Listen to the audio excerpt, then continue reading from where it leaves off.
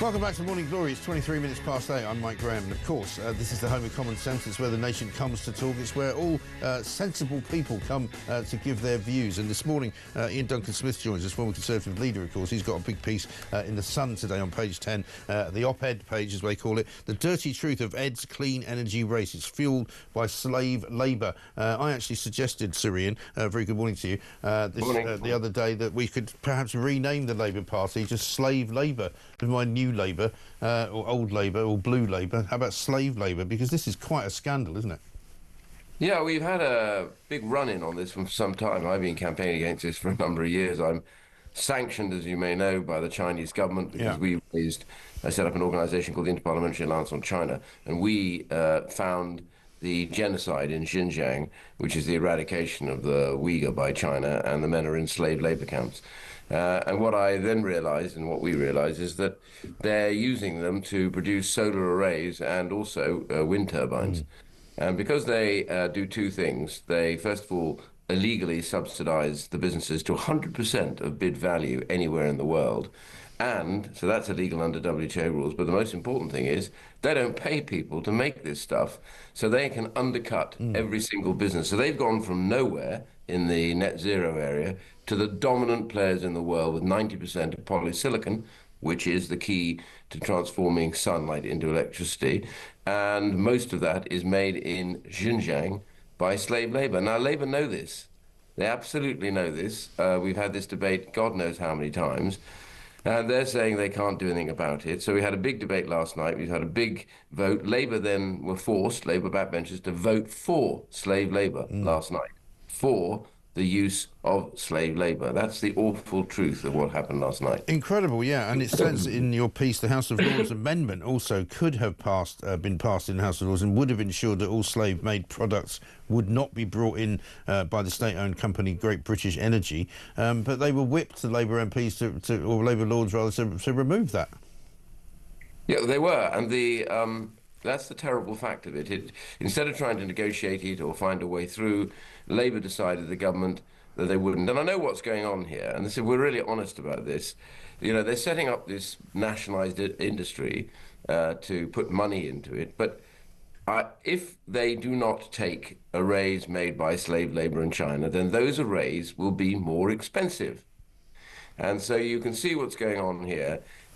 He won't be able to do what he wants to do because it's going to be more expensive, and therefore they're reluctant to do this. America sanctions companies, can you believe this, that have anything to do with slave labour. Right. Europe is turning in that direction now. Only the UK, with its obsession on getting net zero at an accelerated rate, no matter what the cost. And the point I made in the debate last night, I said, the loss of one human life as a result of slave labour is not worth any savings they make or the accelerated timescale on net zero. But that is what is happening. And surely that should also be front and centre of any conversation that any minister has with anybody in China. You know, we've had more visits to China, I think, than any other country apart from the US by ministers of this particular government. And I haven't heard from any of those visits that the slave labour has even been brought up in those conversations. Yeah, actually, funnily enough, it's like a conga going out to Beijing, isn't it, really? Yeah. You can't. Every minister seems to have to be in the flight to Beijing. The reality is, they say they've raised it, but here's what happens when they raise it.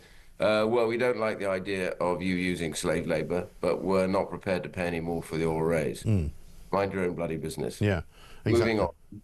I mean, really, the fact that the only thing that China understands is when you say, all right, I've had enough. I'm not going to play games with you anymore. Your stuff is banned from use in the United Kingdom. Yeah. Full stop. No excuse. Right. Until your supply chains do not contain slave labour, and, by the way, until they stand by the WTO rules, which mean no false investment by banks, then we will not buy your arrays, and we'll look to make them in the UK to bring that employment back home. But none of that is taking place at the moment. That's the tragedy of it. People are dying because of this ridiculous policy, and I don't think the British people would want to have any of that on their name. We certainly wouldn't. And there's also no real evidence, despite the fact that Ed Miliband continually spouts that there is, that the people of this country even want the number of wind farms that he's proposing or the number of solar panels that he's proposing. You know, nobody's really asked for them. Well, that's a separate argument, of course, but of course, I don't think so too. I think that this accelerated rush to net zero, we have the most expensive energy in the developed world, and this is just going to get more expensive.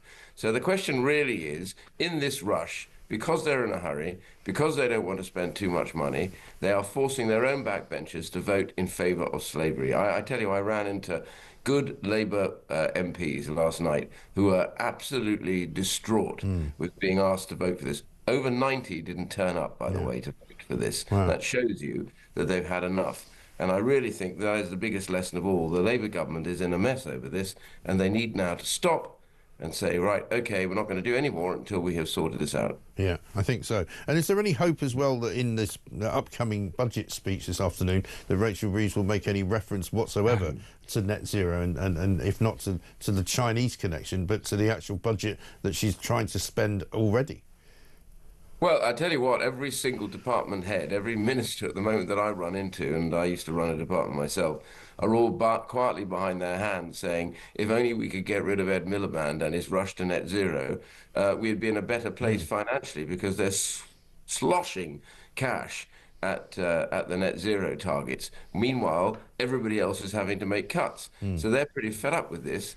And I have to tell you, there isn't an awful lot of support from him that I can find out on the Labour backbenchers at the moment. I mean, really, his obsession with this, net zero at any cost, becoming an absolute dead weight on the legs of Labour. Yeah, absolutely right. And on the legs of the nation itself as well. Yeah, absolutely. We're paying for it.